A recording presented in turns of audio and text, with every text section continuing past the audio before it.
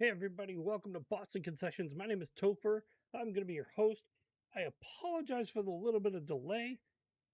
Um, I'm just having like huge issues. Normally I have music that plays.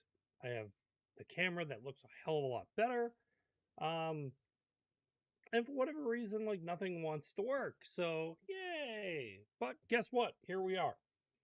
Um, First off, to like a couple people that have actually checked in and you know checked out like the TikTok and everything like that, and also the Instagram, Facebook. First off, I want to thank everybody. We are Boston Concessions. We're an SSBN podcast. We are based in Boston. So therefore we talk Boston sports. We talk about like just Boston randomness. But also we just like to talk. And what the hell, right? Um, I'm a little overwhelmed. Um, and that of course, like I said, is due to the fact that, you know, I try to be as punctual as possible, start up at midnight, not do like the whole thing wrong, get up on YouTube and just basically like let my whole thing go.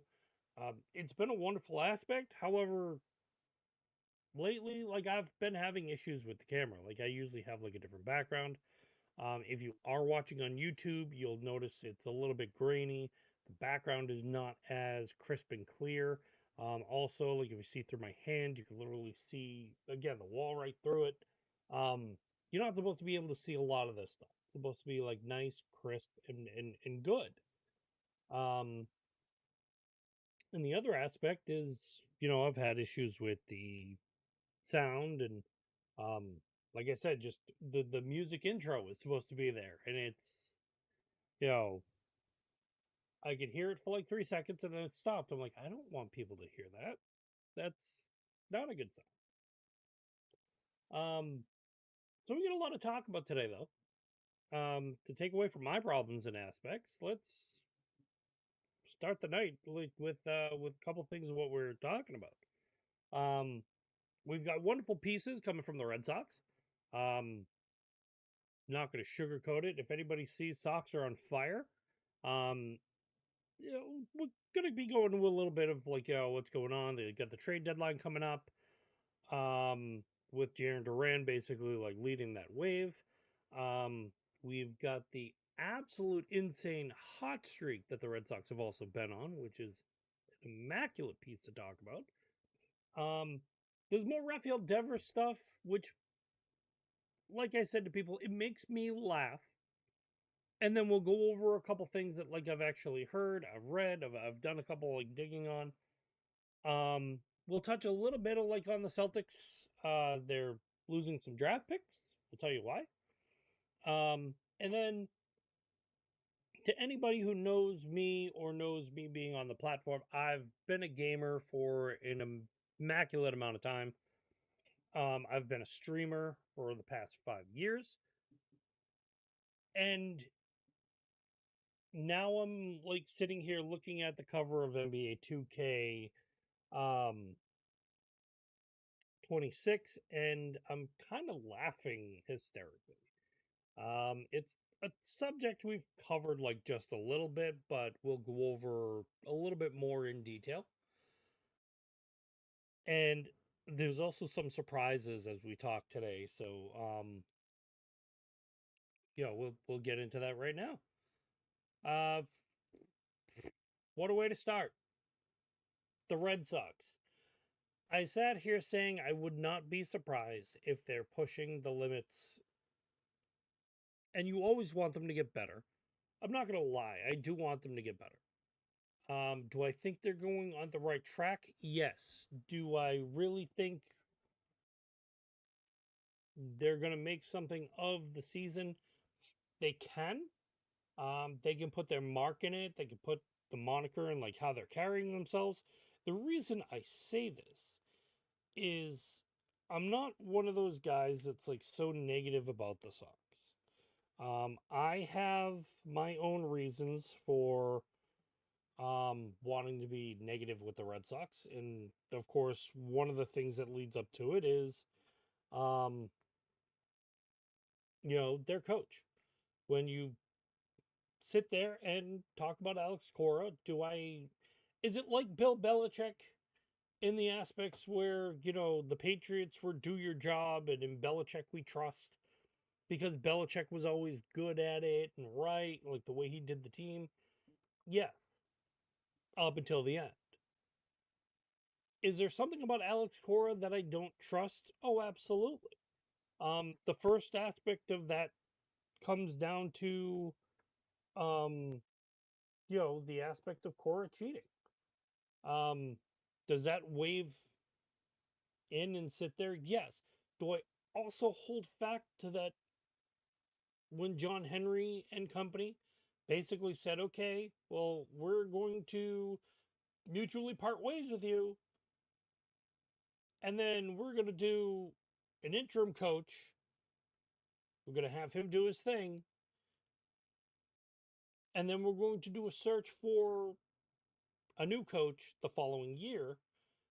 They didn't really do that. They had their interim coach, and then they rehired Cora.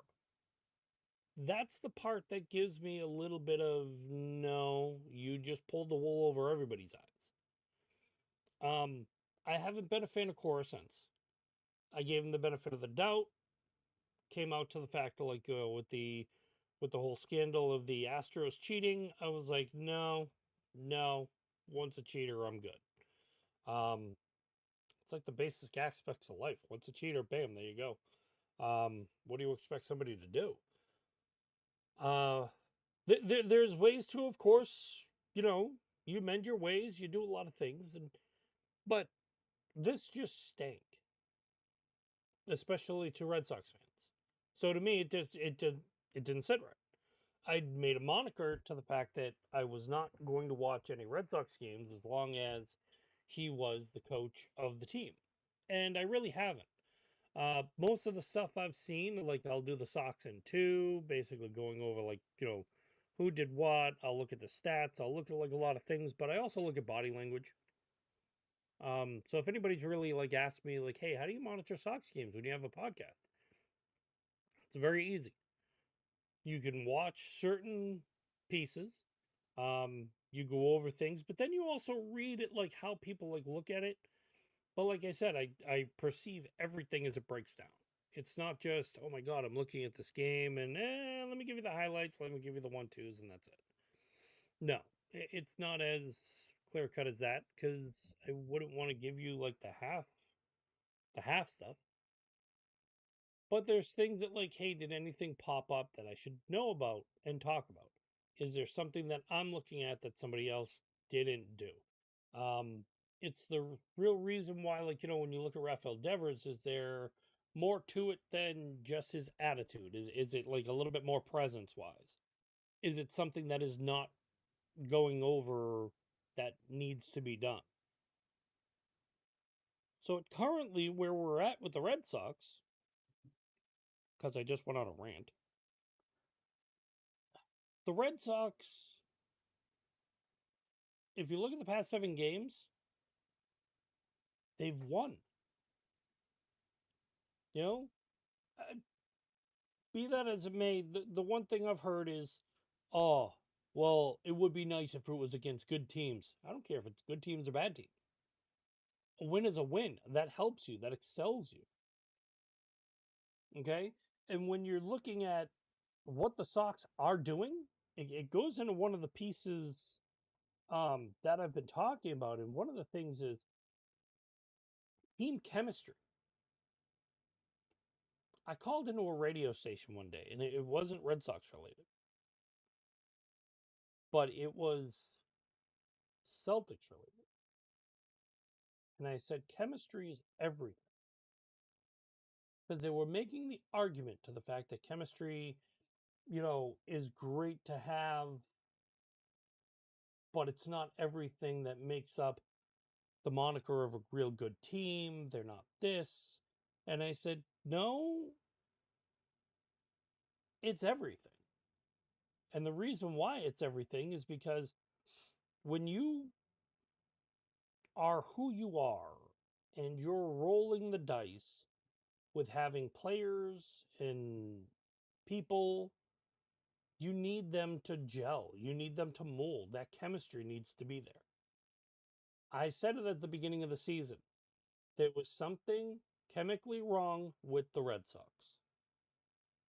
Be that as it be, the whole emotional crapola with Rafael Devers, whether it was something that Cora was putting in the Kool-Aid, whether it was upper management that was getting involved with certain things, there was something that was not proper in that clubhouse. And you could see it. You could see some of these guys needed a tone. And if anybody wants to sit there and say, well, Breslow sucks and Breslow doesn't know what he's doing, to a man who got us Garrett Crochet, can you please focus? That man got us a pitcher for peanuts. And he's phenomenal. So let's back up the hype train about, like, he doesn't know what he's doing. This is a guy that was also crafted within what the Cubs are right now. And last I checked, the Cubs are doing absolutely fantastic, and he was an intricate part of that, which is why he's here. Because when he was a pitcher here, he may not have been the best thing in the world, but there was something about the city he loved. So I've heard the rumors, the rampants, the stories. Oh, well, Breslow's only here because of this, and he was not the first pick. It's like, right. Name a time when, like, a lot of people are like anyone's first pick. Okay? I could probably sit there and think of like 3 girls I've dated. I'm not their first pick. You guys have seen me. And that's the point.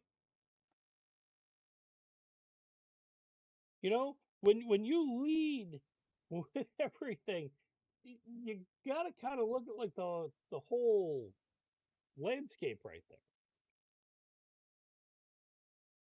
So, yes, of course, we're not. He wasn't the first one, but has he done a good job with like certain things he's done? Well, look at a lot of it. You know, getting Garrett Crochet and then signing him to a deal before the season. Beautiful. Um, you know, bringing up and making sure to the fact that we have functionality with the 3 main stars. Tristan Campbell is one, Marcelo Meyer is another, and Roman Anthony is the third. You also have Sedan Rafaela, who's making headlines within how he's doing right now. Abreu has been phenomenal. In the aspects of how you're carrying. Trevor Story has actually done a different attitude. Um, who else can I state with anything looking at this properly?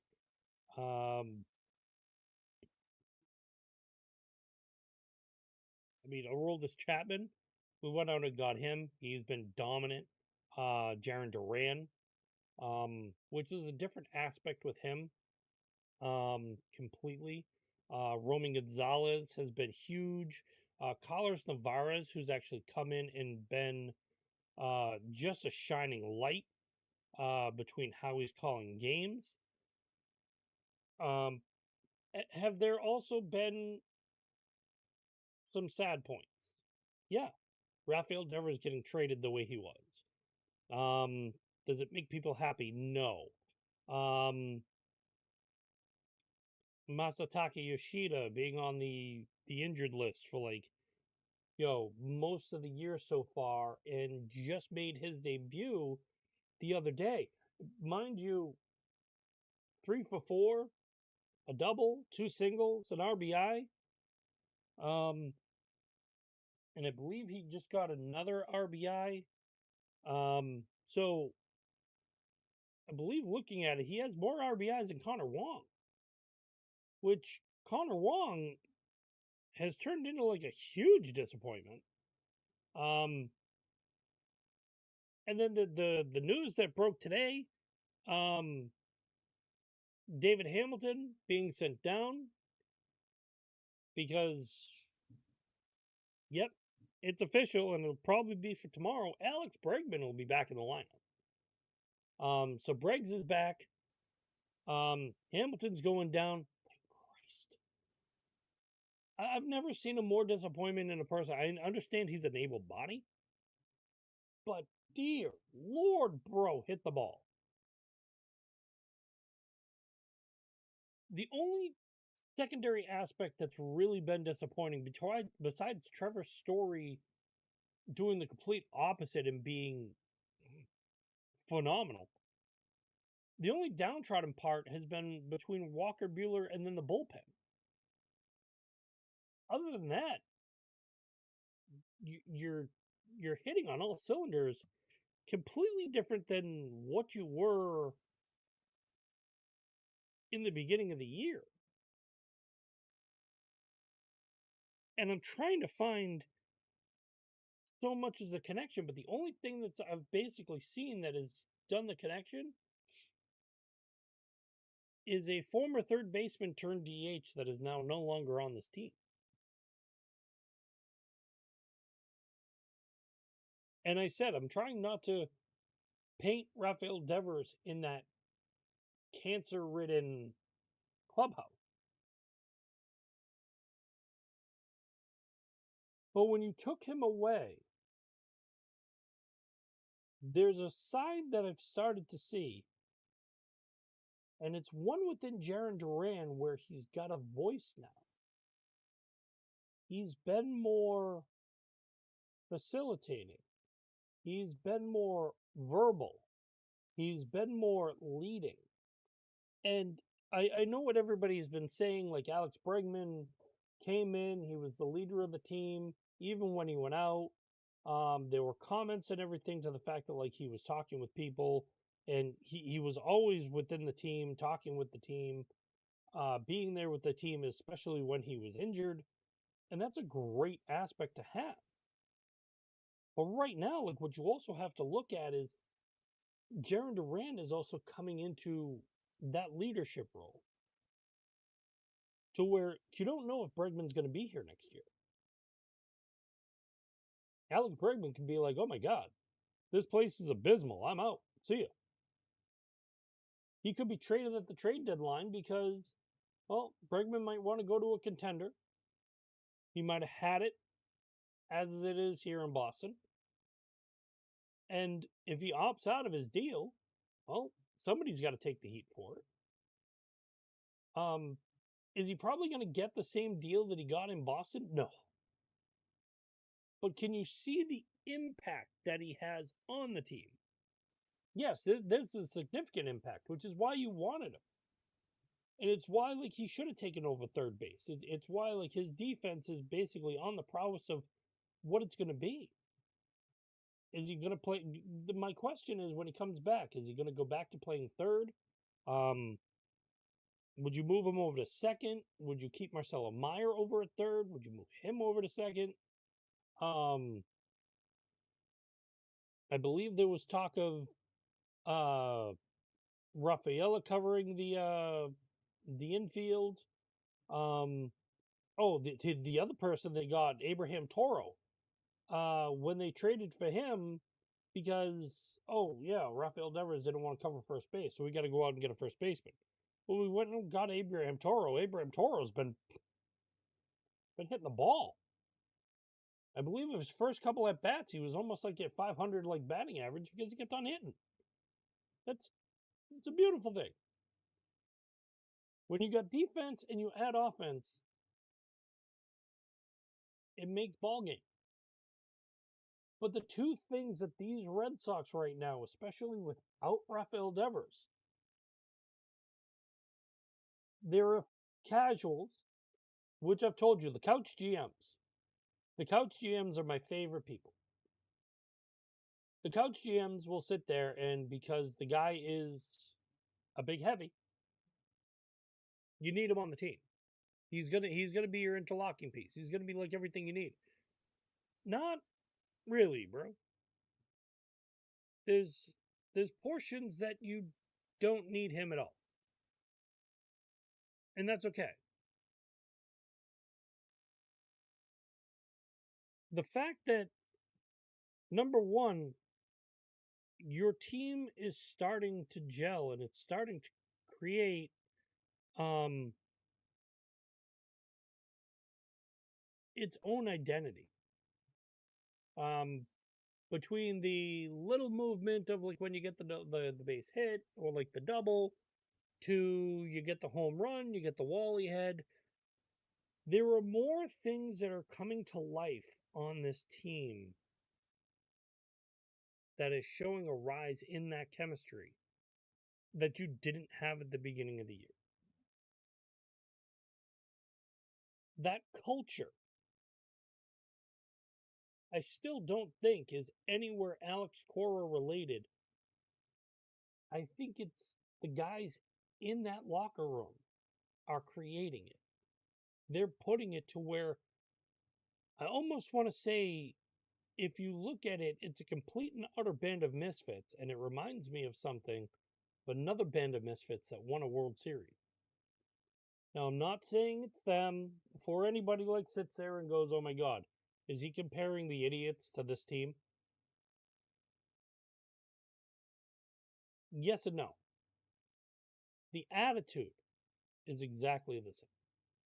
Can I state to the fact that they're going to be exactly like them? Well, if anybody decides to make that assumption, if they go out and they make the playoffs and they exceed expectations in the playoffs, can you make the statement at that point? Yeah. Can you start the comparison? Yes. Can you make everything imaginable if they hit the World Series? You bet. '04 was something completely and utterly special. And the Red Sox on that team made it special because they overcame adversity, especially being down 3 games to the Yankees. Am I saying that this team will go out and basically slugfest with the Yankees? Maybe. But that's what '04 was. '04 was, they didn't have, like, yeah, they had Poppy and they had Manny. But if you neutralize Poppy and Manny, like a lot of teams did, you had guys that basically came up and been like, "Oh, you want to take my big bat out? Oh, let me show you what I can do." Bam. Johnny Damon, home run. You know, Jason Varitek, home run. Trot Nixon, home run. But it wasn't just the offense that made that; it was the defense in the step as well. This team is starting to get a lot deeper because of the defense. You can hold people down to runs. Take for tonight example, they played the Rays. Right now, looking at the standings, they're a half a game back from tying the Rays. The Rays are in third. Is that a positive sign? Yes. Right now, the Blue Jays are up top. The Yankees are 2 games back. Two. The Rays are 2.5 from the Yankees. The Red Sox are 5 from the Blue Jays, 3 from the Yankees. 3 games. If you thought to the fact that I'd be sitting here near the trade deadline stating to the fact that this is what's going to happen and this is how the Red Sox are playing, I would have said you're crazy. And I did. I had a discussion with a man on Instagram. I don't see this team going anywhere because the chemistry wasn't there. You're now starting to see it. I can't deny it. Nobody can deny it. And if people are going to sit there saying they're not going to win anything, they got rid of Devers, oh my God, who gives a shit? I don't. This team, when I've been watching the replays, I've been watching certain things to get the aspects, they're a fun team. They're an amazing team to watch. I get excited for, like, when you see, like, okay, I got to look at, like, how Marcelo Meyer did his hit. Okay, how Roman Anthony hit his, like, his first home run at Fenway to center field, like a straight shot. You see that presence.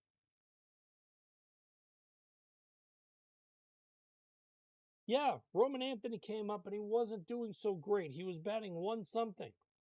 What's he batting now? 250? You see the difference?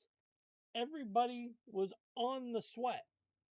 What are the Red Sox going to do? Oh, they're cashing it in. Oh, they're done. Oh, look, they traded Devers. If Devers was the problem, because I integrated this question, and the question basically was, if you had your option, who would you keep? Rafael Devers, Xander Bogaerts, or Mookie Betts? You could choose one. But you got to keep one. Everybody went between Mookie and Xander. Why? Leaders. Not only leaders, they played defense. They played small ball. They played everything. They were all around players. Why did you not pick Rafael Devers? Well, Betts is a better hitter. True. Better defender. Yep. Better overall all around guy? Yeah. What does he do in the clubhouse? Jokes around. Has fun. Plays the game. Bogarts, what did he do? If Bogarts was still here, there is not a man who's worn a C on the Red Sox in a very long time. Since Jason Varitek. Pedroia would have been one of those people. But I have a feeling if Bogarts was still here and he signed a long-term deal, you would have seen it on him. Because the way he controlled the team, the way he was that strong of an intricate part of that team when he was here. And you saw the way Devers was motivated with him in that whole crowd. Now you have a completely different side effect of everything you're looking at. So where's the benefit? And yeah, we traded Rafael Devers. We sent him on the way to San Francisco. We got pieces that are going to make this team better in the years to come.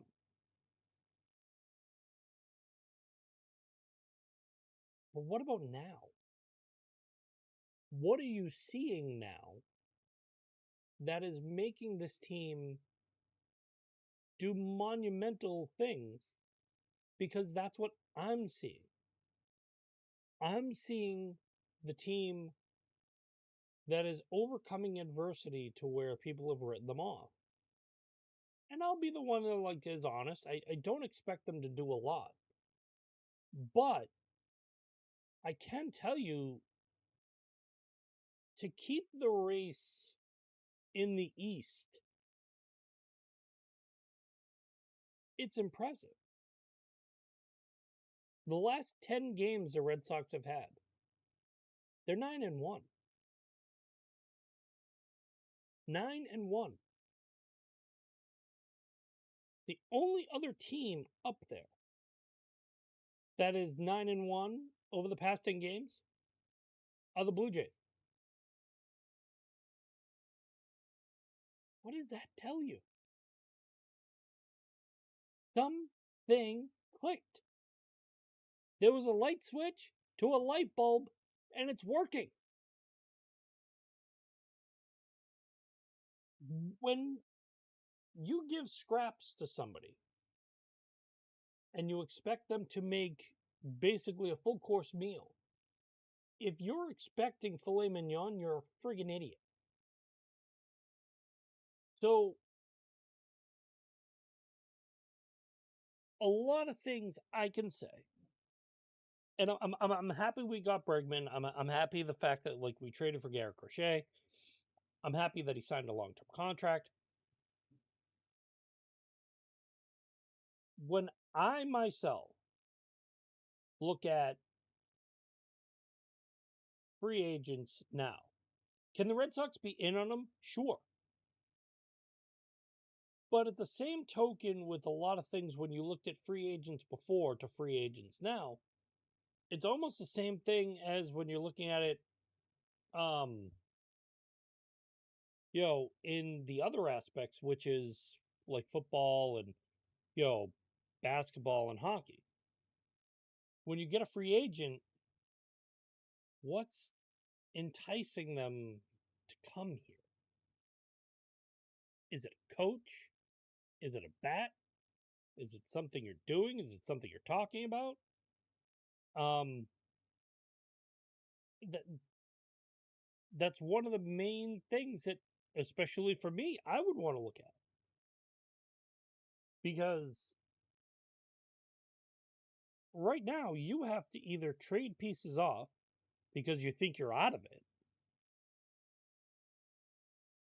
or you need to find ways of strengthening the team for what it's going to be. Um, if I look at the wild card standings right now,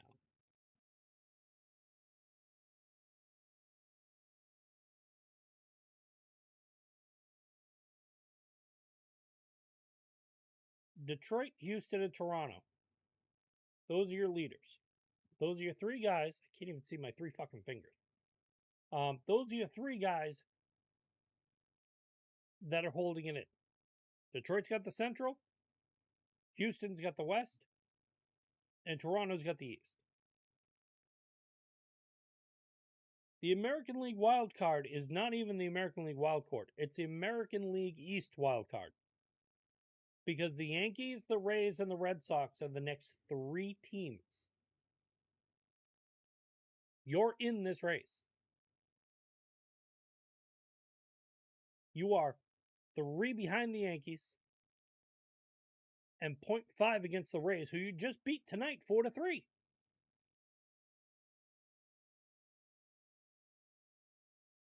Behind them is the Mariners, who are one game behind everybody from there, and then it's 3.5 for Kansas City, 3.5 for Texas, 4 for LA, 4 for Minnesota. These guys are just basically gone. Right now, your top 3 in that wild card is you are in depth space to going forward and either playing in a playoff game to see if you move on, or you're playing in a playoff game to like actually stick with what you got and keep going. That's that's the part that I need to see. That's the part that I'm looking at right now. Do I expect them to be buyers and sellers at this trade deadline? Well, when Jaron Duran's name comes up, the only thing I can sit here and read, okay, Jaron Duran is going to San Diego. Okay, Jaron Duran, pack your bags. You're going to San Diego. You're going here. You're going to New York. You're going to this place. And every other person is telling me, like, this guy's going to be traded. What did I just say at the beginning and the middle part of it? What is Jaron Duran right now? He's a leader of your team. If you're going to become a seller, fine. You've basically cashed in the year and you're sending Durant off. If you're going to be a buyer and you're going to go into the fact that you want to either take that wild card or challenge Toronto, which is possible, of what you can do at the East, because we have like another half a year of baseball to go. Jarren Duran is going to make or break whatever you do. Alex Bregman is going to make or break whatever you do. With everybody coming out to the fact that Bregman is going to opt out, he's going to make his decision and do A, he's going to do B. Listen, if he's already had that conversation and he's on the fence about opting out, trading him right now is not going to be a bad idea because you'll get something in return for him. And they're on this 9-1 streak without him. Think on that. Alex Bregman, your leader in a lot of things at the beginning of the year, goes on the DL, and this is the Red Sox team that he's coming back to. A team that is over 500. They're at 526. That's where you need to look at this team. When Bregman went down, they were kind of cellar dwellers. But they were niching in. But again, there was something not functioning right on that team. This is what Bregman's coming back to. And that's a positive for any Red Sox fan. You get a third baseman back. You got the kids hitting. You got Roman Anthony, who's like now in the positives. You've got a lot leading up to everything. So, Yoshida's back. He's been attempting to play first base, just as a backup. He's got an outfield option. You got a DH option. You could put Yoshida in the outfield. You could put Roman Anthony at DH, which they did tonight. There's fine-tuned ways you can move everything around because there's not one big ample body that's taking up third base. TH. You have options to move pieces around. It's called playing chess.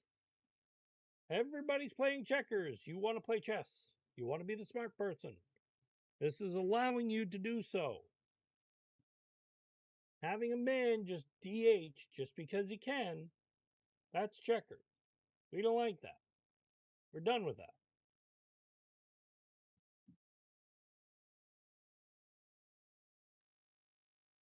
Where the clarification I wanted to go into with the 2004 2.0 is what I call it.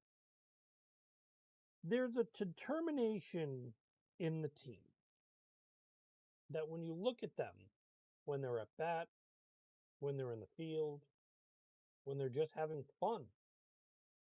That's what the quote unquote idiots were doing. They were just having fun. That was their game. If you went in, you won, great. If you lost, no harm, no big deal. Want to know why? We're going to play tomorrow. That's great. It's great to the fact that like you want to play tomorrow, and that's all the more so that you want to do. These guys, and according to Jarren Duran's lips, this is exactly what they're doing. When the trade was made and you had to talk to the team, one of the things that was brought up was, what are you going to do now? And it was Duran that looked at the team and everybody and said, we got some stuff to do. Go out and do it.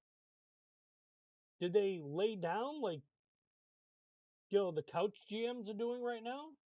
Oh, this team is done. Oh my god. Oh, the, oh god. Oh, the drama. Oh, they got rid of.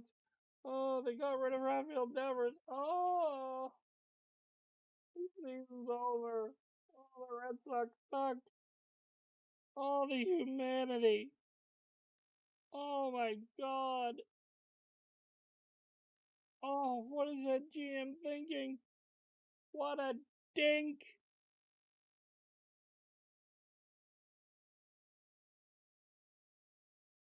That's basically what you can read because people cry about it.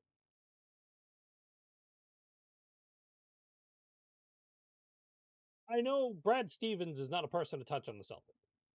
Okay, Brad's done incredible things right now with the Celtics.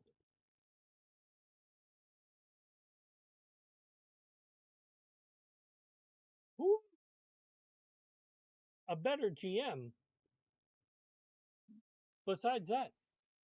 You know you got the new tandem of Elliot Wolf and Mike Vrabel and company inside for the Patriots. It's been a wonderful thing.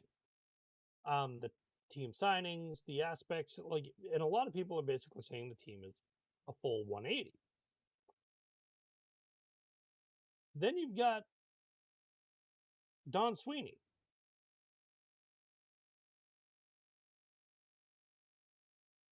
Who's the smarter of the two?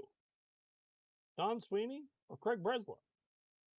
Because as much as we all learned in the last episode how much I love hockey, Breslow is doing things that Sweeney wouldn't. And to the fact that the team is unifying after losing a big piece like Devers, that's the part I'm looking at. None of the team came out in any which way stating to the fact that there was anything wrong with Breslow. Breslow's been a little bit more hands-on than what is actually expected of him. And that's what we need to look at. He's not a third-party guy. And he knows the game. I mean, look what he got in return. It's something for future consideration, something that's going to bolster the team for years. You could have sat there and sold him off for, like, I don't know, bag of balls. I mean, there was the conversations that Atlanta was doing. There's conversations, I guess, with Detroit that was going on. And at the end of the day, San Francisco made the better pitch, the better aspect, and they wanted him. And they got him. Right. Where is he now? What is he doing? Growing up. You you really thought to the fact that Devers was doing, you know, bad here? Read San Francisco forums, man. Read the people over there. They're even more pissed off that Will Clark set up time where he was going to field balls with him at first base and teach him the stance. Will fucking Clark, the all-star, 61-year-old man who was the epitome of the Giants for many years. The San Francisco Giants version of Big Papi.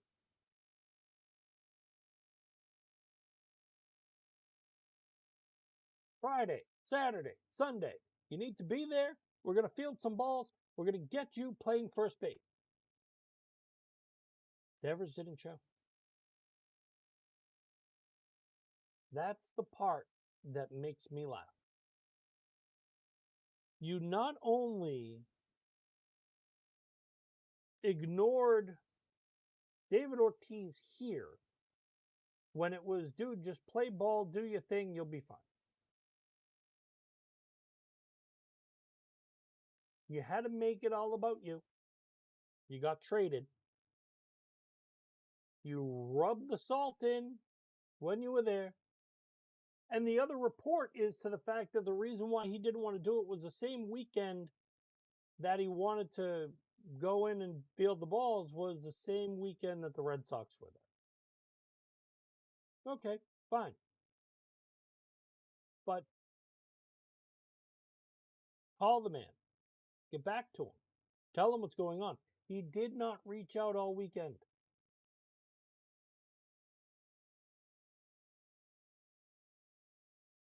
That in itself shows yourself. San Francisco itself right now doesn't want to deal with Rafael Devers. He has hit two home runs in the time he's been a San Francisco Giant. You know who else has hit two home runs? Roman Anthony. Since his call up after Devers was traded, he has hit two home runs for the Red Sox versus the home run machine that we all loved and endeared. He's only hit two home runs for San Francisco. So what's going on? And in the wake of it all, there was one rumor, and it's not etched. Rumors are rumors. If it's etched that like somebody is doing it, like if it's, you know, if it's Jared Carabas comes out and says this, or my friend Steve over at DraftKings when he's talking about like, you know, the Red Sox or baseball, and he drops a hint about something, I can go to the source and say, hey, Jared Carabas just implicated this. Steve Buchanan let out A and B. When you don't have a source and it's a rumor and you want to know if there's any more truth to it, well, it's something you mention because you want to see if there's truth to it. In my eyes and options, if it's true to the fact that the Yankees are looking for a third baseman and they're inquiring about Rafael Devers, for starters, anybody who liked Rafael Devers, if he goes to the Yankees, ooh, God, you are going to get some hate. That could also re-spark a rivalry that hasn't been going for the past couple of years. You're going to put a hurt on what this rivalry is because it's going to be truly. I was trying to think of the word and it wasn't coming to like. It's going to truly be something to where like Red Sox pitching is going to do everything to blank Rafael Devers.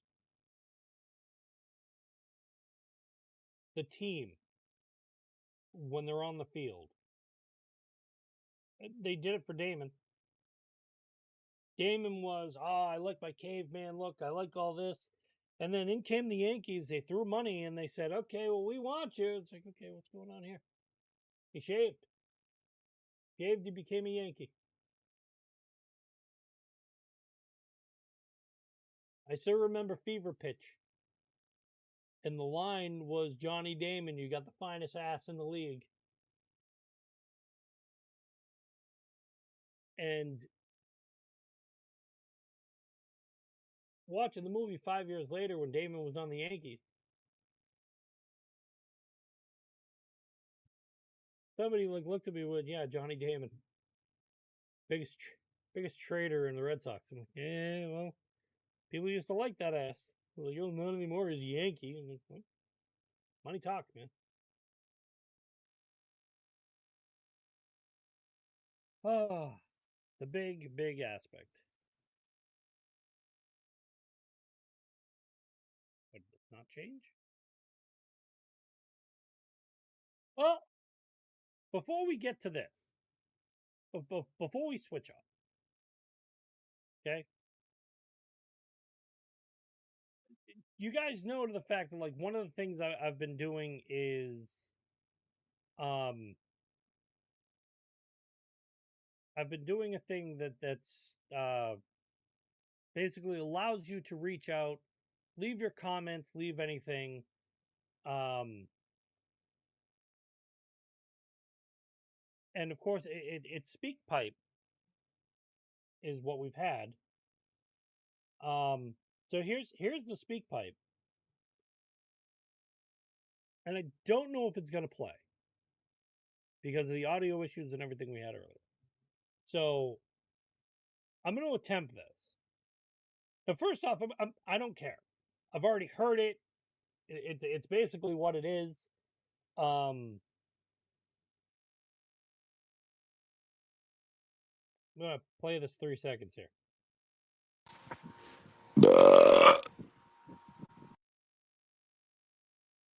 Somebody burped anonymously. Somebody burped into the speak pipe. It wasn't even a good burp. You can understand, like, your booger from Revenge of the Nerds. You go on speak pipe, you hit record, and you're like, "Bleh." You left trash on a voicemail for me to play. That was a burp. You didn't even have the balls to put your name on it. And it was the weak and cheesiest burp I've ever heard. Did you not think I wasn't going to play this? Did you think I wasn't going to turn it into like something that looks at you and goes, dude, what the fuck? That is trash, sir. Trash.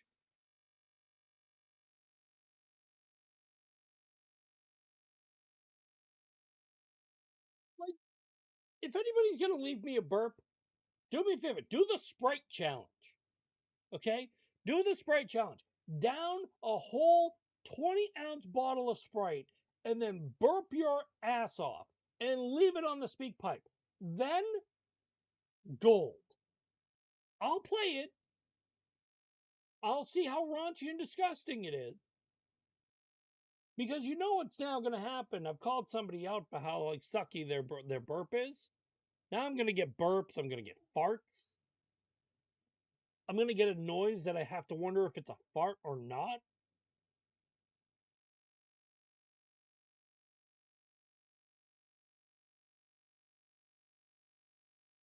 I mean, what did you eat that basically did that? Because that's not a soda burp, not a juice burp. It's like a bland chicken that you had, and like it just doesn't mix with your stomach. So if you're trying to say that my show sucks that badly, well, $20 says I have a feeling you've never listened.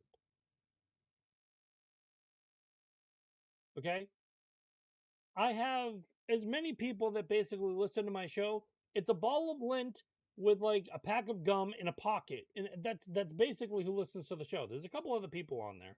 There's a couple people that have come in the chat on YouTube that are watching and they leave comments, and it's great to do. You know, I have no problem with that. I have no problem when people do this.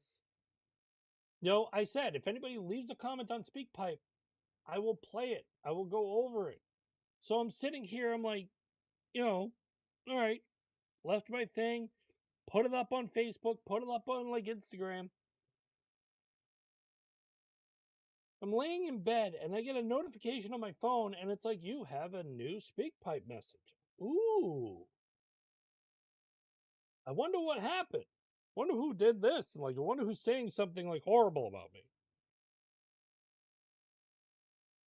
I laughed for 5.5 minutes when somebody left this burp. And it wasn't like a funny ha ha, like somebody burped on my messaging. It was funny to the fact that somebody thought this was funny because this is trash. But I'm sharing it with all of you.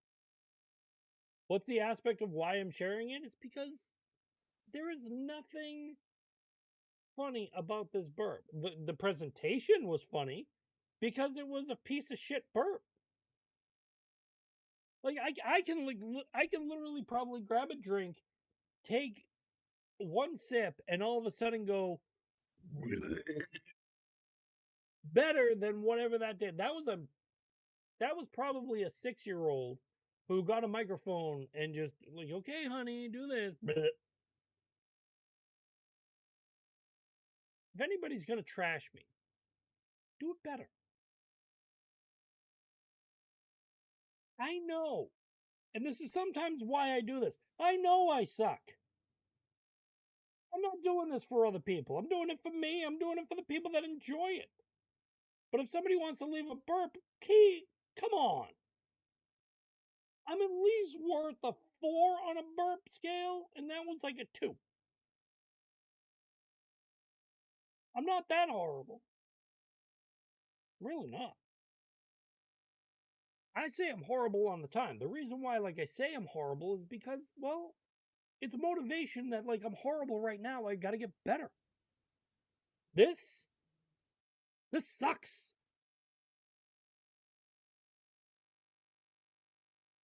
Like, just knowing to the fact that that exists out there is pure unadulterated trash.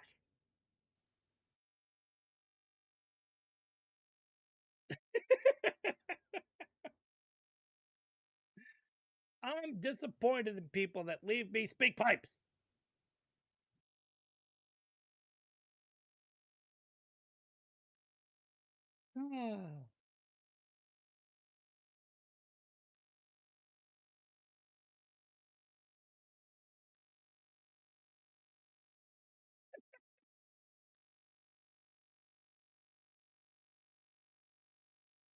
The one thing I want to know with the person who left that, I really want to know this. What was your motivation when you made the burp? What was it? Like, and of course, this isn't like me laughing because it's still haha funny. It's not. The if it was a world class burp, I'd be laughing because like, oh my god, I got a burp, and it was phenomenal, and I'd be laughing for that. The reason why I'm purely laughing right now is because I can do better. I think there's a 3-year-old out there that can do better, and like there's a child that just drank breast milk that can do better than whatever that was. Killing me, small. Goddamn killing me. What is the Jordan thing? Stop it. Get some help. Yeah, get some help with doing better burps. I have a feeling I'm going to turn this into a TikTok because it's going to be hilarious. Who burps like that? Who makes a motion where that's their burp and that's how they play it off?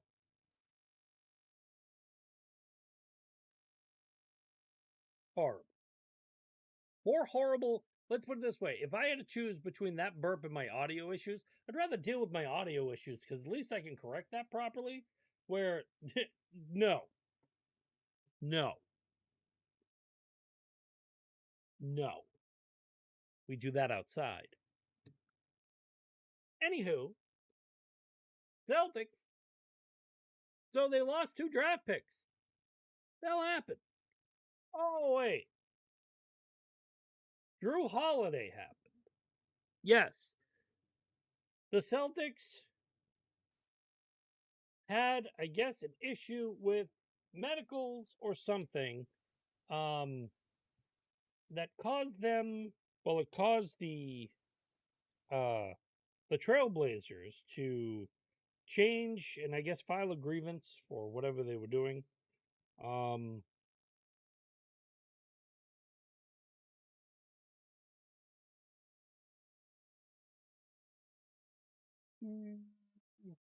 so AI Overview looks at this as the Boston Celtics will not receive 2 second-round draft picks in the Drew Holiday trade. According to recent reports, the original deal, which sent Holiday to Portland for Anthony Simmons or Simons and the picks, was modified after the Blazers reviewed Holiday's medicals. The revised trade is now a straight player for player swap Holiday going to Portland, and Simmons coming to Boston. It was originally 2 second-round picks, one from the Knicks in 2030, and one from the Blazers in 2031.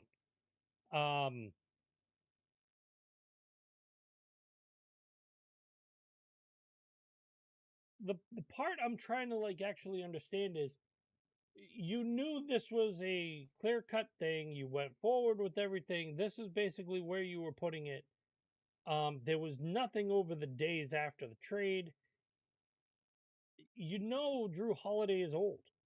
He's what, 34? Um so looking at this report, um and this is from Kari Thompson from Boston.com. Um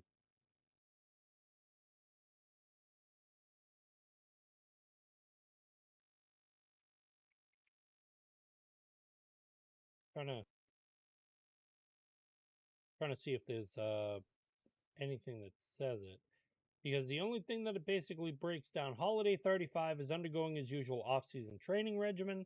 He missed the last 3 games of the Celtics playoffs against Orlando with a hamstring strain, but was able to play in all 6 games of the Celtics second round series against the Knicks. He played in 62 games last season, missed the other 20 with a variety of minor injuries, including mallet finger, a right shoulder impingement, and a left knee tenopathy. He's got 3 years left on a 4-year, $134 million contract extension. He's scheduled to make $32.4 million next season. But it doesn't point out to the fact of what happened with the pick, or what happened where you had to take it away because you saw something on medical. And that's the part that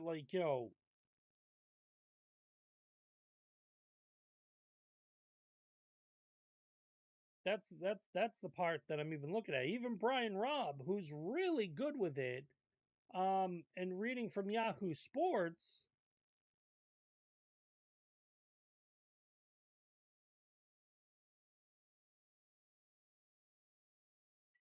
it's not even showing to the fact of what it is. The deal originally had the Celtics receive a Knicks 2030 second round pick and the Blazers 31 second round pick. In exchange for Holiday, a league source tells Mass Live. However, the picks were not included in the official announcement of the deal on Monday.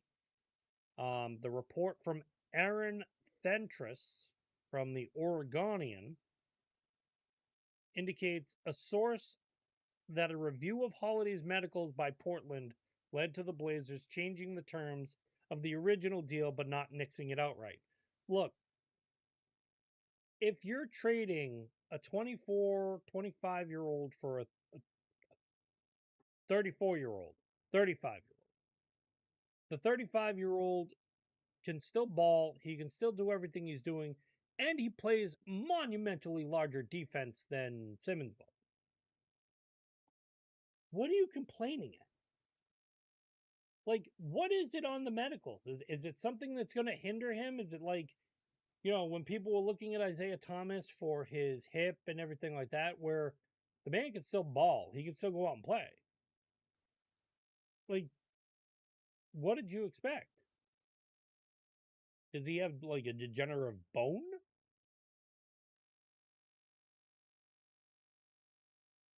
Like, that's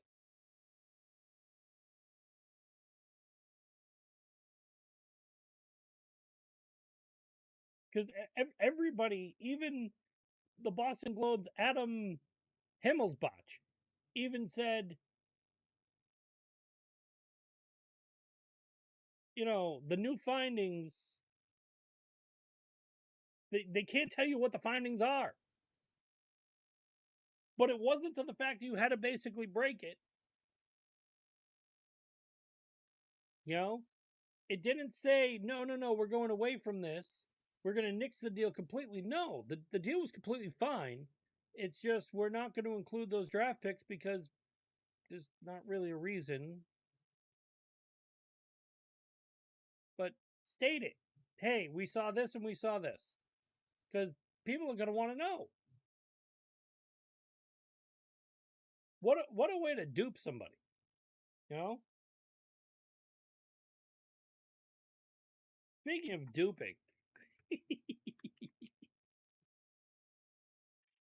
the duping aspect is like there was a report, and it again. We'll talk rumor. If you notice the part I did, I dropped Brian Robb.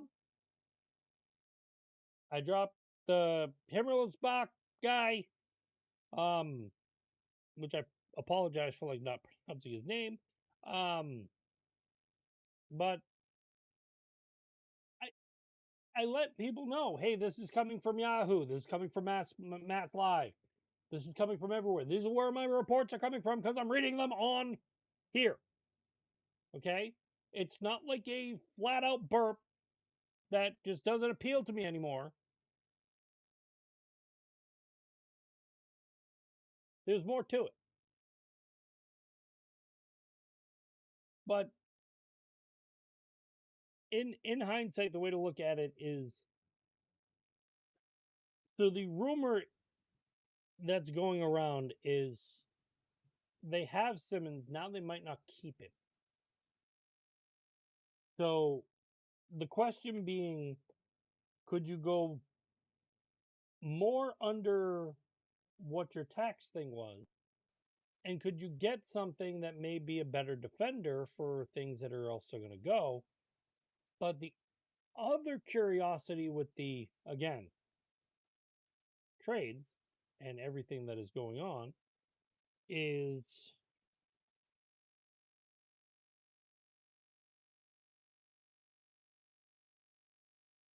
the links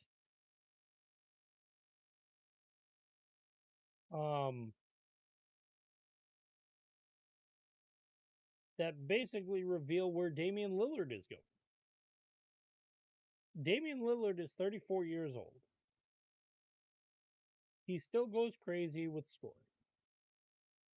He basically, for last year with the Bucks, he averaged about 36.1 minutes, 25 points, 45% free field goal, 38% 3-point, almost, 4.7 rebounds, 7.1 assists, still got 1.2 steals. He's head over heels, like, holy cow, on Drew.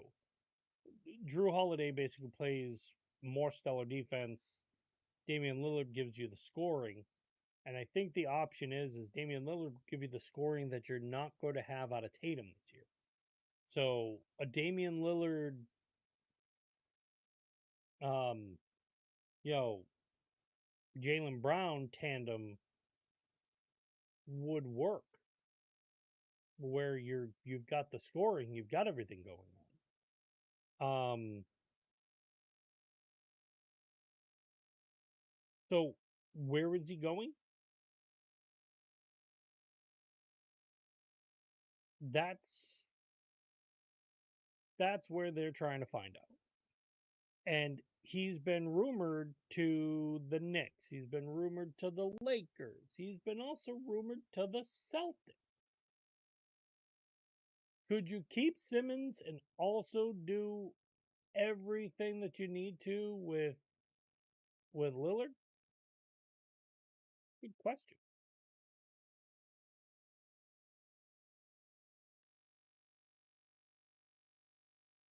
Because when the Bucks signed Miles Turner,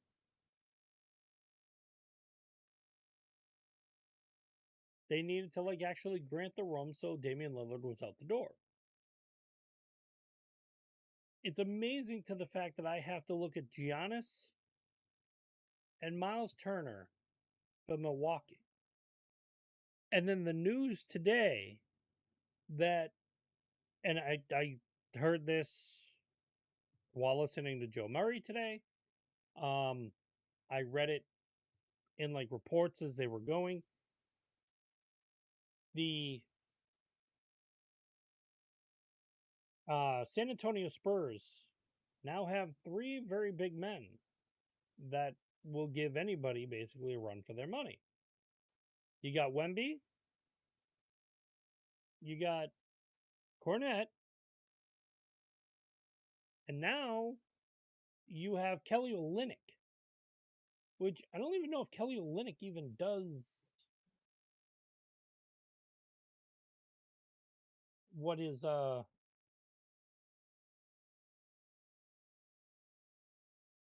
yeah, because the Wizards traded Olynyk to the Spurs for Malachi Branham and Blake Wesley. Um, Olynyk is like 8.7 points, 4.7 rebounds. And that was his 2024-2025 season. Um, he just hasn't been like he hasn't been grounded. Um, when he was with the Celtics, he was here, he was playing, he was doing everything he was doing.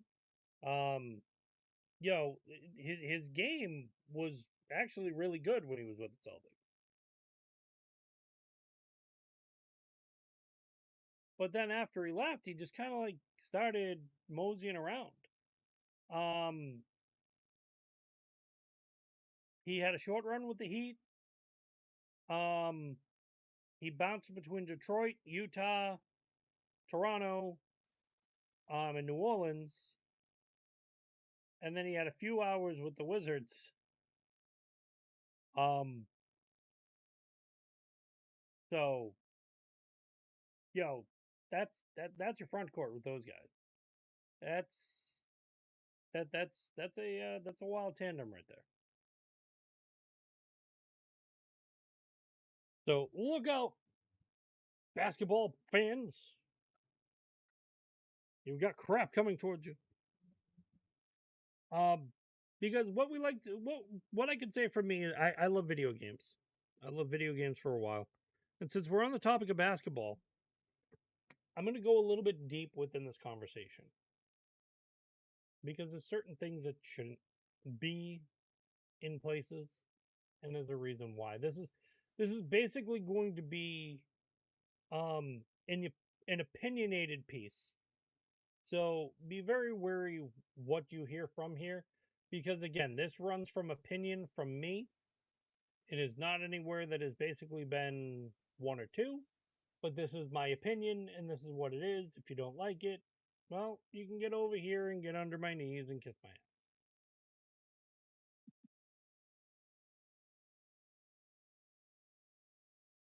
SGA is the cover man for 2K26.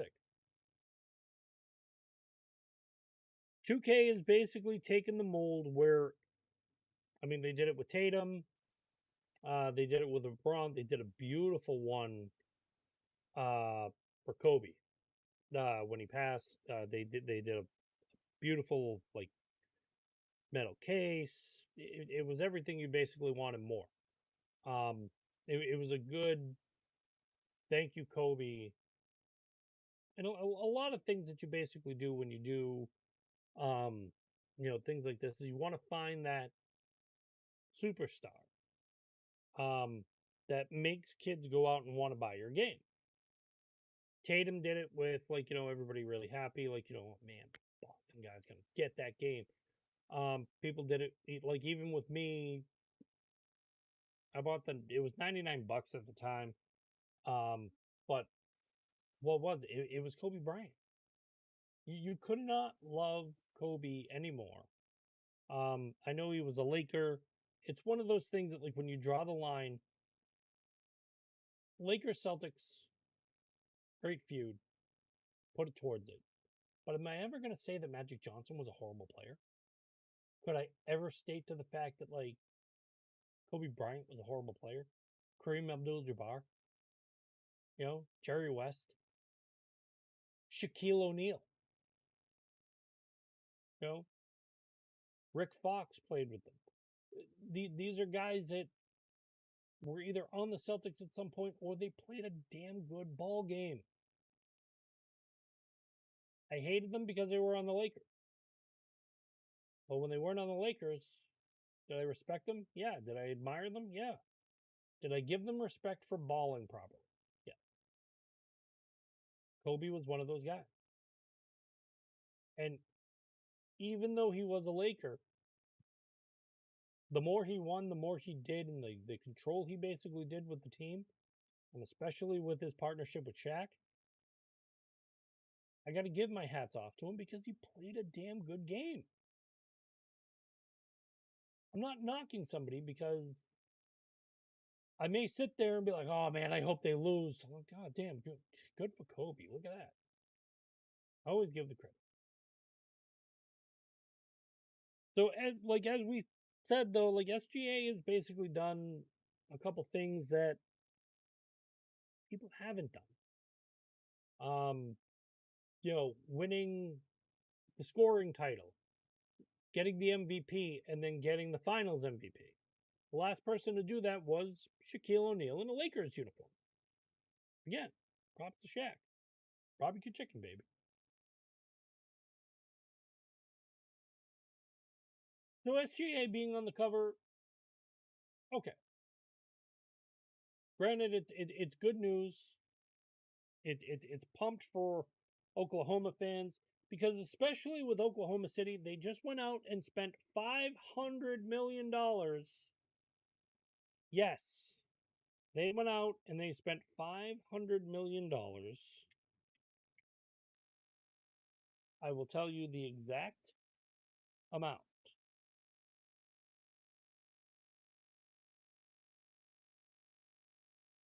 Because I also think they did bigger at one point.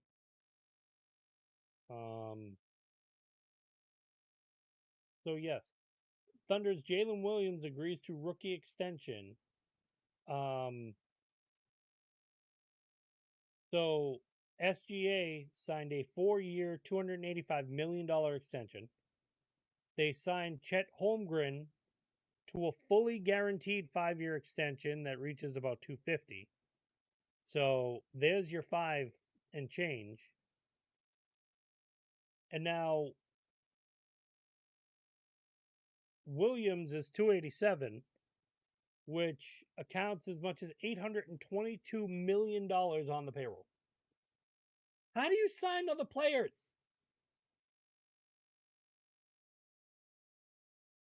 How?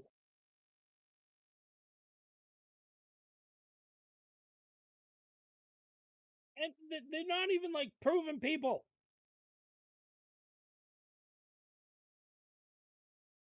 That's a lot of friggin' cheddar to throw around just because you won a championship. If they don't even go to the finals next year, that's a waste of money. That's basically saying to the fact that like you bought your way into the final. But this man is like now one of the guys that's getting paid almost a 300 million to do what you're doing. Congrats. Should there have been something bigger for a cover for like the monumental version of the ultimate version that they do? Yeah,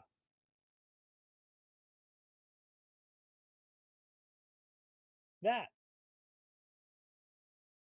That other image I'll get to in a minute. This is the Leave No Doubt edition that has SGA, Carmelo Anthony, and Angel Reese. I'm out.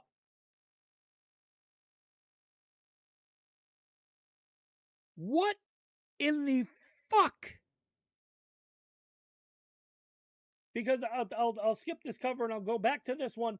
What the fuck is Angel Reese doing on the cover of a 2K game? The Queen of Me-Bounds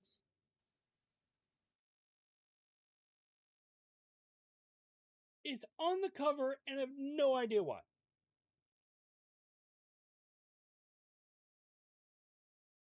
She didn't even make the All-Star game this year. as a definite. She made it as a backup player. She has not been what I would feel is the perfect attitude for the WNBA. Here's where the opinion comes in. I know this is usually an aspect where it's Angel Reese versus Caitlin Clark versus Angel Reese. Who's the better player? Who's the better this? Who's the better this? That's great. I'm happy for you all.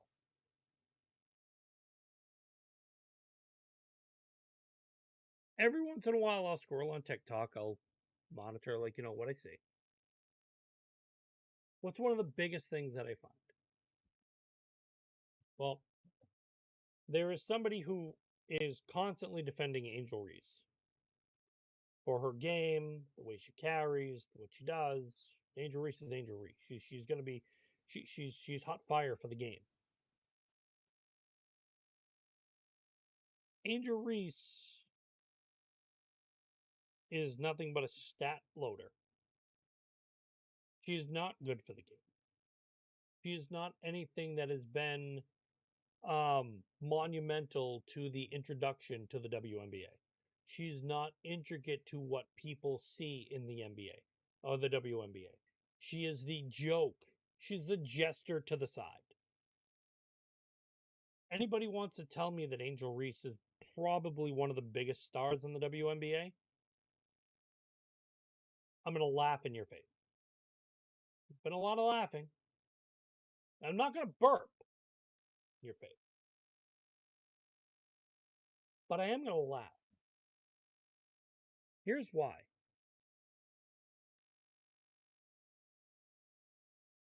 So, when I called her the Queen of Rebounds, she's known for getting 10 plus rebounds a game. Most of them are coming off her own misses.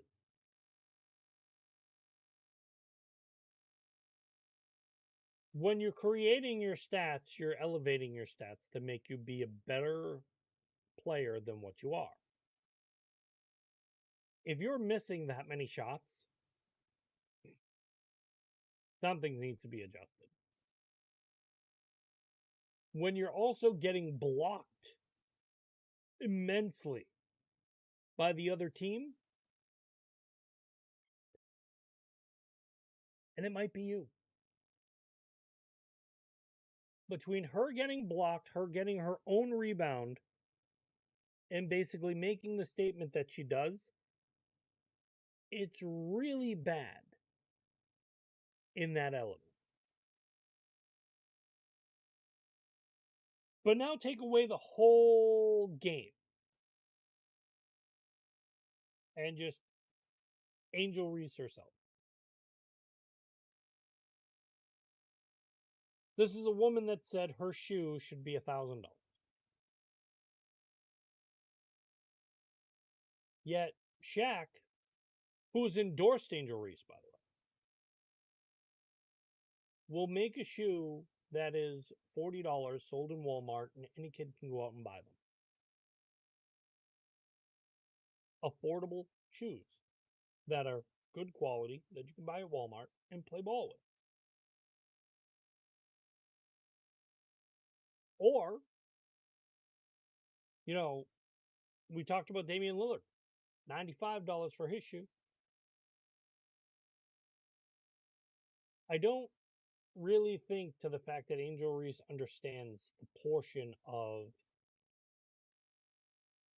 what the game is and how to play it and how to adapt with it. Okay. And this is why I myself have taken a look at who Caitlin Clark is.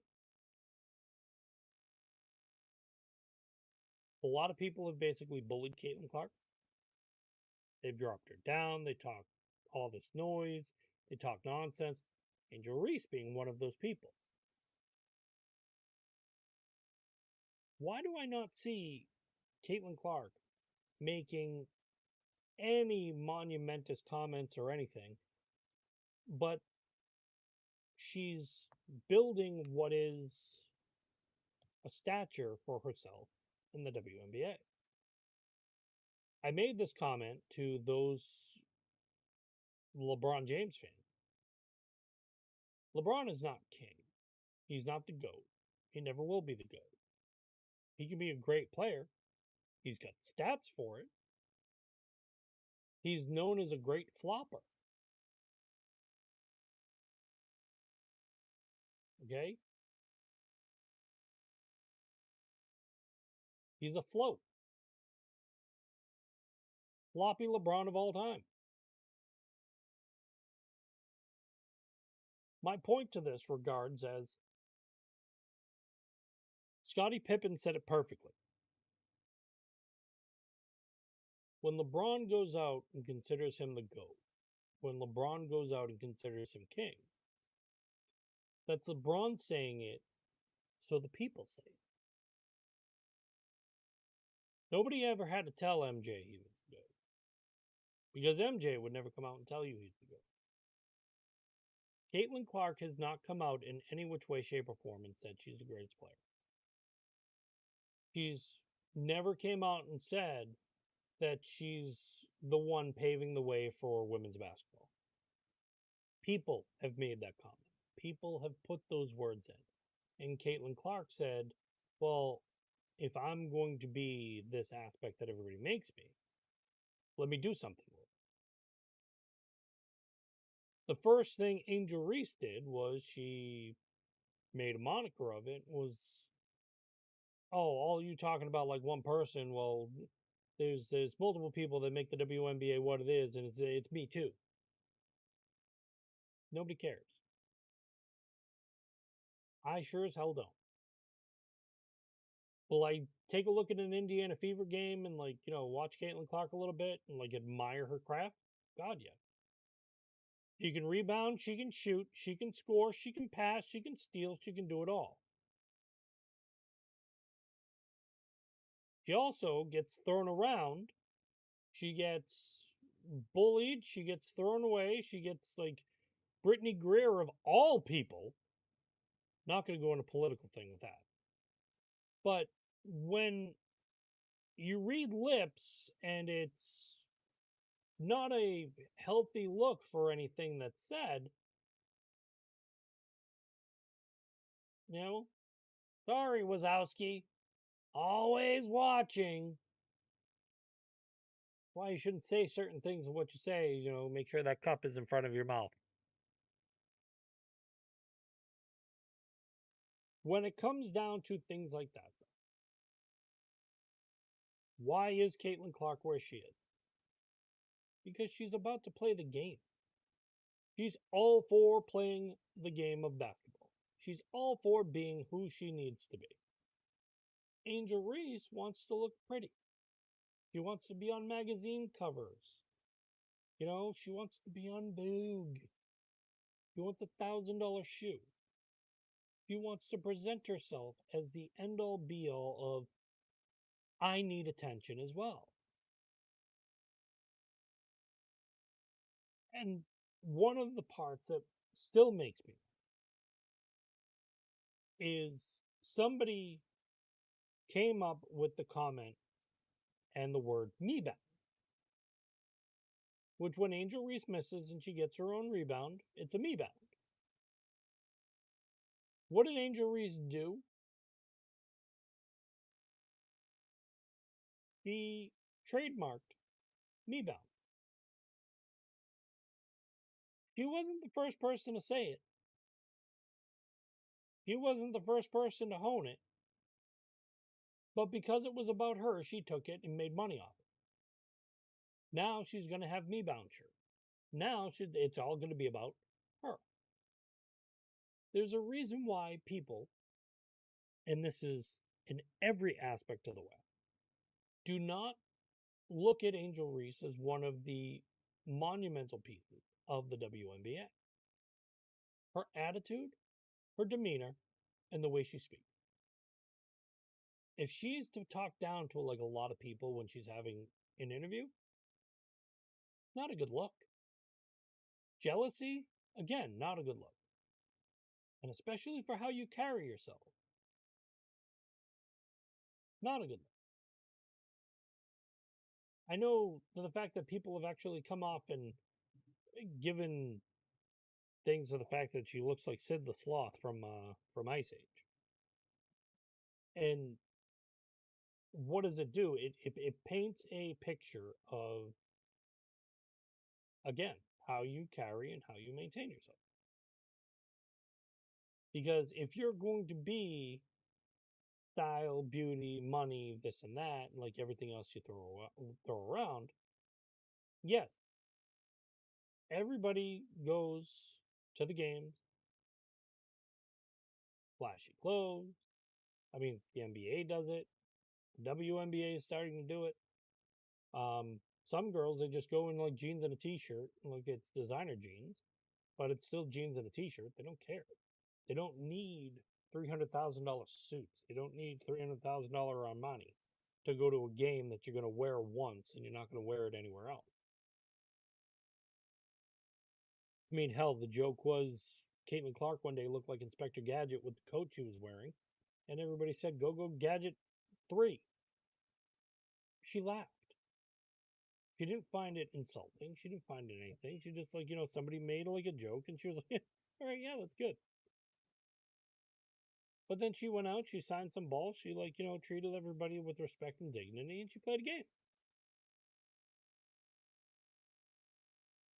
So, if anybody sits there and they look at Angel Reese, Aaliyah Boston is probably one of the people that is so much better. And I'm not saying it because she's on the Indiana Fever, but Aaliyah Boston is one of those people that stick out. And it's not because her last name is Boston either. Her points, her rebounds, her blocks, everything that she does is over what Angel Reese does. And when Angel Reese was asked the question, who's the best player in the WNBA right now? She says me. No. Wrong answer. Somebody raised you wrong, girl. Because no. That is not the right answer. You can mention three of your other people and then say that you are up there somewhere else, somewhere within the conversation. But you always look at people who are there with you.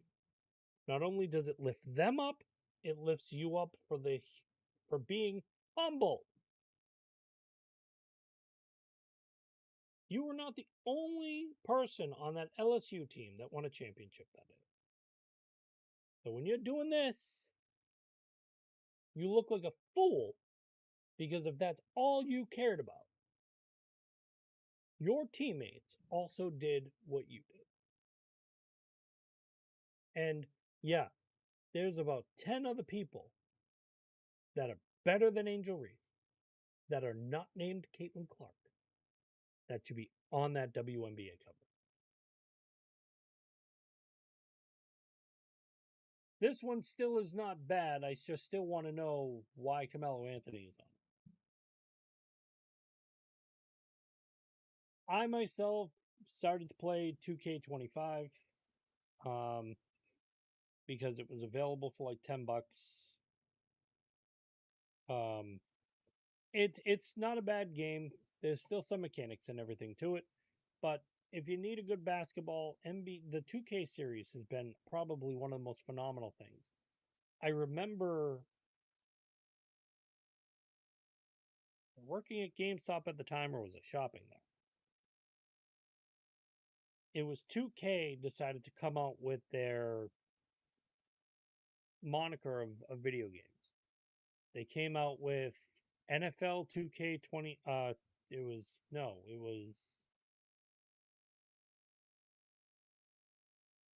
yeah, it was NHL, NFL, and then NBA. The games were phenomenal.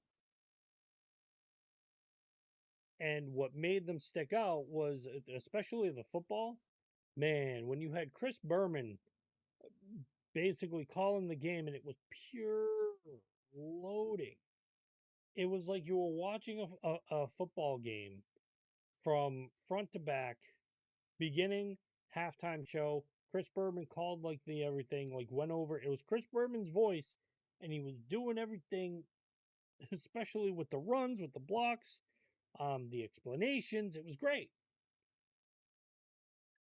The hockey had the same thing. Like you had the ESPN, like everything was like over the top. But then you had the ESPN like locked in with the NBA stuff, and it was just by far phenomenal. Um, and then you had EA that took over for the Madden market, and basically monopolized that. So you lost the 2K football, which was disappointing because it came out, I think, like a couple years, and it was Sega that basically like fronted it. It was Sega and 2K that just blew it up. Um, and it's for PlayStation too, like PlayStation and regular Xbox. Those games probably have a little bit more monumental piece, like within what I deal with and what I listen to. Um, but every time I look at the games and I look at how much they've evolved, how much they've changed, what they've brought to like the stat world, it's great. Because if kids do things like that, where like they're picking up and they're looking at certain things on a cover, um, and then they get to know the players, you get to know the game a little bit. And for me, it was I always knew Boston players, and it was always I knew certain players that were like up like a certain caliber. And then when I started playing like a little bit more of the video games and getting to know certain things, you would play with those characters or those teams, and then you'd get this, you'd look at this, and next thing you know, like you're seeing them in real life, like, whoa, that is great. Look at him go. Like the video game doesn't do him justice. Hey, I'm a fan now.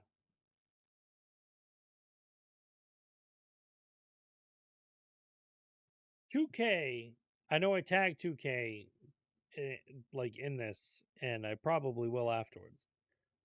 But there were a lot more people in the WNBA that you can bring to attention of a positive aspect that would have been better for your WNBA cover. Because Angel Reese, in my eyes, still she should be blessed and thankful to the fact that she still can play in the WNBA. And a lot of that comes from other people around her that have paved the way.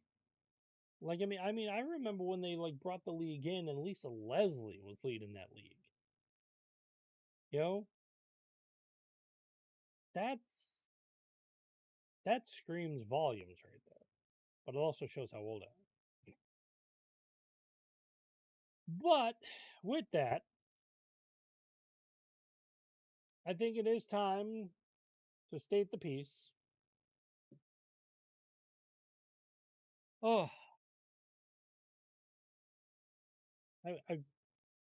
I'll say the weekend is probably going to be something of an enjoyable thing, and I will leave you guys with for the weekend. Enjoy yourselves, enjoy your time, eat the food you want to eat, relax when you need to relax. And if you need to do that little bit of extra, especially if you're going out, like, because I know New England, it was hot as Hades a lot of the days. Um, Stay hydrated, stay focused, stay everything you're doing, and above all else, be safe. But enjoy the food. Oh my God, enjoy the foods. Um, one of the places my dad has actually been monumental with doing is if anybody is in the North Shore area, is Pizza World in Reading. The owner is a wonderful human being. Um, I've talked to one of the owners every time you go in. They're very humble, very, very good at their craft, very good at what they do. My dad got a steak and cheese from there today, and my dad, for whatever it is very hard to please with food. And when he comes back and he can say it's a phenomenal sandwich, it's good eat. And a steak and cheese, oh yeah. My go-to when I go there is their Italian, even though it's not pure in Italian, but they still make it good, so I'm okay with it. I will get a steak and cheese from there. And when I do, it's a steak bomb. Take the salami out. I want the pepperoni. I want that little bit of spice to it, but then throw some teriyaki sauce in there. Ooh. Mmm. So good. So good. But spoil yourself this weekend. Go get some good food. Hopefully everybody had a great fourth. Because I've seen some reports and like I'm trying to figure out like a little bit of it. It was just coming out. I guess Najee Harris um was playing with fireworks and he had like some damage to his eye. So when I get some more like reports of that, I'll let everybody know. Um but hopefully your fourth was good. Food was plentiful. Everybody else was abound with everything else. And with me, I don't even know if it's playing. So I'm not even gonna take a chance. Um to me, this has been Boston Concessions. I'm your host, Topher. I want to thank you for tuning into YouTube. You can check us out, YouTube, Spotify. Bring us along with you if you want to check up on the other episodes. If you also want to retort to like a couple episodes, you can go on speakpipe.com / I believe it's at Boston Concessions. Um,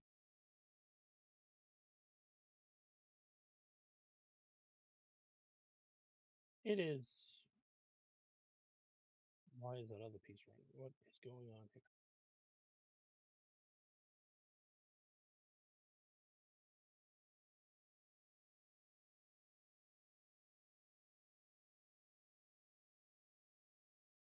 So it loads one thing on me, but then like it won't do the other thing.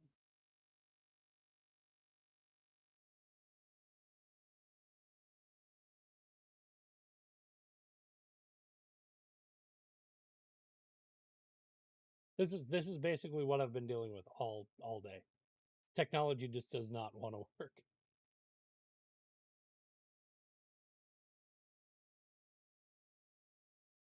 So it's speakpipe.com / Boston _ concession.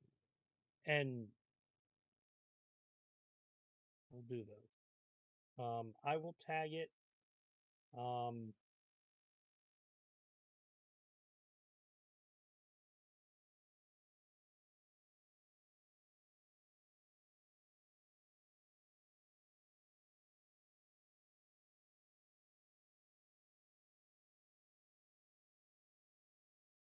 is it did it not?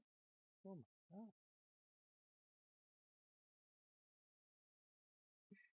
This has been like the ending all of everything.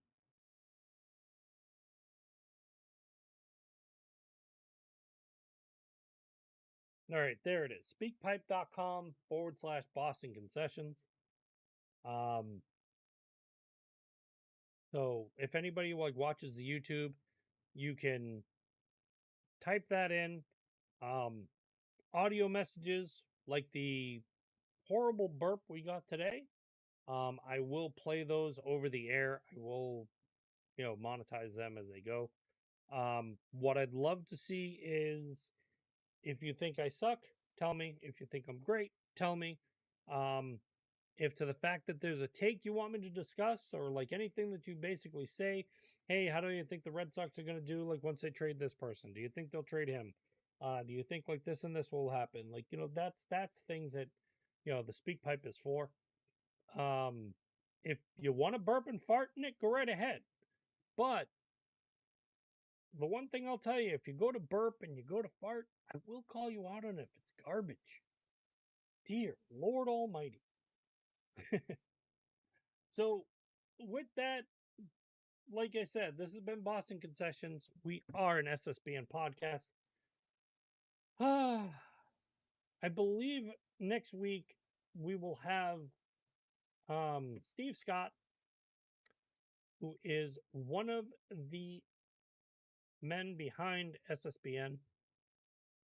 He's wanted to get in here and he's wanted to talk Red Sox with us. The huge Red Sox guy. I'd love to get him in because I want his take for the trades. I want him to like go over the trade deadlines, especially the Rafael Devers crapola. So Steve will be joining us at some point. The other guys at some point as well. Um, so I actually saw Josh streaming on Twitch at at one point. So that's actually going on as well. So he's starting to come out of the shell, which is good. So we hopefully got some things lined up and like a lot of good things that'll be coming. Um, but as always, I thank you all for being here. I thank you for listening, whether it be on Spotify, whether it be on iHeartRadio, Apple Podcasts, Amazon Podcasts, or if you even come back and like watch this horrible showing that is on YouTube. I show nothing but respect for you guys, and I thank you immensely for being around. Next show, Sunday night into Monday. We'll go off of everything that's happened. We'll talk about like more of the Red Sox beating up on teams, hopefully. Hopefully they take out the Rays in another two games and move up or tie them. And then we just need some Yankee losses and we'll see how everything goes from there. But until then, enjoy your weekend. We'll talk to you then. And to everybody, have a great night, great morning, whatever it is you guys do. Take care, all.